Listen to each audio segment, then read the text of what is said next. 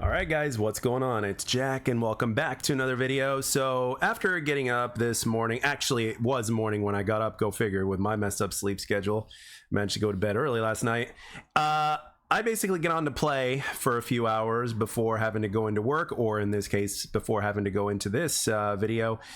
And all of a sudden I noticed that compared to other days when I played this game, it was noticeably sweatier. Granted, it takes me at least 30 minutes or so to warm up with this game, but I still noticed that it was, sweatier than usual. And I'm like, bingo, that's what we're going to talk about in today's video. And it is something that has been kind of asked of me in terms of whether, I think I was asked on Twitter once or twice, and on stream I was asked a few times on whether or not Splitgate 2 has skill-based matchmaking. Now, a little bit of a spoiler alert, in this particular match right here, it's very one-sided. Basically, all my teammates quit, which means that my teammates get replaced with bots. And even at the end, you'll see what the scoreboard is. I still managed to go positive, I think, if I'm not mistaken, which is very nice. But you'll see that I am actually the only one left on my team. Not even the bots are present at the end, like when they showcase, everybody, standing where they are and all that kind of stuff. Because usually it will show the bots, but I was the only one left. So, and I don't know entirely if the other team was a full stack or a partial stack or not. But anyway, that's kind of irrelevant. But on back to the topic here. Does Splitgate 2 have skill-based matchmaking? I've put in nearly 75 hours into this game as of the time of this recording. And I could tell you, in my humble opinion, and with my experience with the game, as well as other games that have and have not had SBMM/EOMM. As of right now, at this very moment, I don't think this game has skill-based matchmaking or engagement optimized matchmaking. I've had matches that were very one-sided on both sides. In other words, we blow a team out or they blow us out, or a bunch of other things in between, quite frankly. And most of my matches have been games that were very somewhere in between, whether it's on a less competitive side or slightly more competitive side, or somewhere in literally like in the 50-50 range in terms of, from least sweatiest to most sweatiest, like somewhere in the 50-yard range, so to speak. So that is the majority of my experience, hands down. And obviously after the first 30 minutes or so, when I warm up in the game, obviously things get better because my shots are a lot more on target, muscle memory kicks in, blah blah blah. But for the most part, as far as this game is concerned, or should I say, for the most part, it hasn't really been crazy sweaty. There definitely were moments where they were, like again earlier today when I got on. It certainly was sweaty for like the first, I don't know, like 40-45 minutes. And even though there still was some sweat after that for the remainder of the session, after warming up, things became a little bit more balanced. Obviously, when you get situations like this to where your entire team quits and your team gets replaced by bots, you're not going to have a very good time, because even though one player in this game can do quite a lot, it's still very much a team-oriented game. That's one of the things about Splitgate 2, is that even though a single player can do quite a bit and they're given the tools to do so in this game, it's still very much a team-oriented game, whether you're playing the objective or not. That's just the way the game is designed. And with that being said, I really would love the devs to at least temporarily put free-for-all into the game. I would absolutely love that. And to go even further, if it's popular enough, hopefully they'll make it a permanent playlist. But I don't know. Free-for-all really hasn't been like very popular even when Call of Duty was in its heyday. Like for instance, in Black Ops 3, they gave you a percentage even though they didn't have the player count. In Black Ops 3, I remember specifically, like it was only like less than 5% of the player base was on free-for-all. And granted, I was still able to find matches and stuff, but sometimes there would be, like for instance, if it got like really late into the night, it would be significantly harder.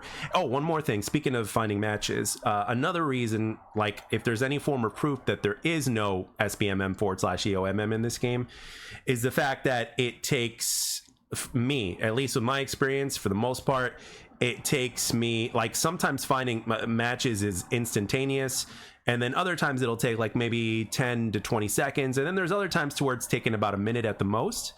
But other than that, that's where it's been. We're talking anywhere from instantaneous to 20 seconds or so being like the majority of cases, and then there's some cases here and there to where it takes about a minute to find a match. But for the most part, like I'd say like at least 80% of the time or so, it takes anywhere from instantaneous to 20 seconds for me to find a match.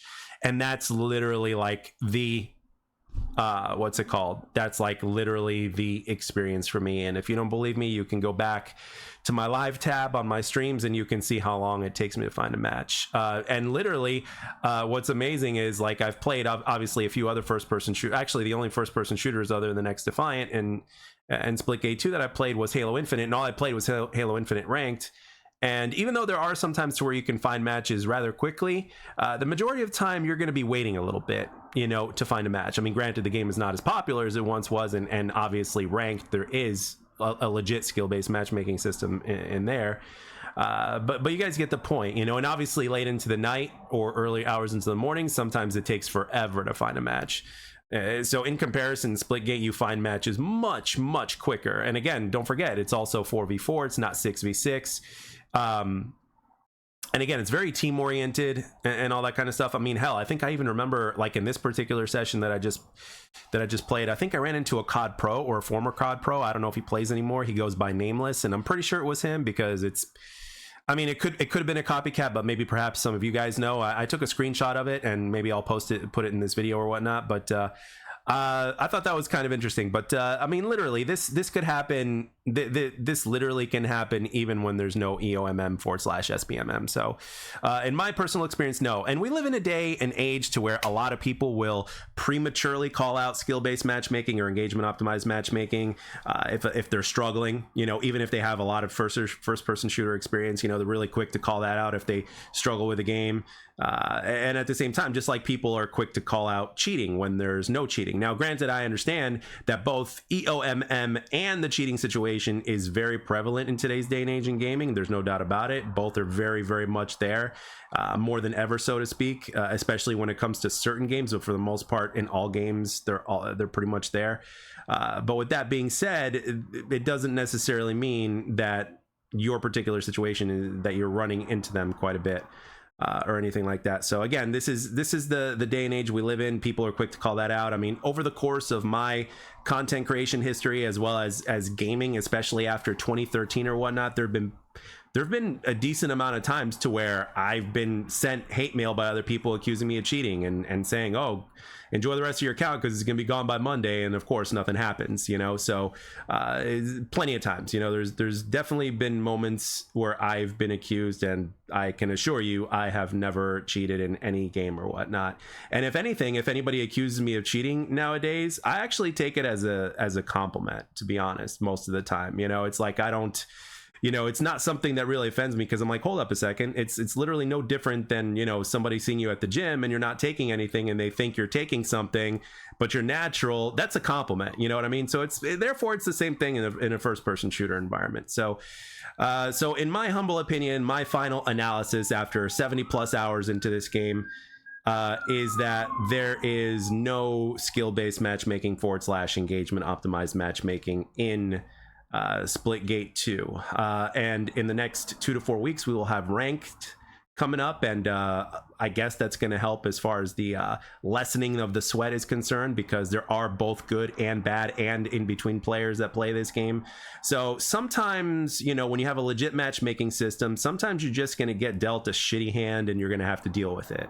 Simple as that. I've been on both ends of that, and it is what it is. And sometimes it lasts longer than others, and sometimes it varies session to session sometimes, but or should I say, you know, parts of sessions, or should I say game to game. But again, in my experience, I do not believe there is. So anyway, with that being said, guys, I'd really love to know in the comment section in terms of your opinions on the matter, your you know, your experiences with the game and everything in between.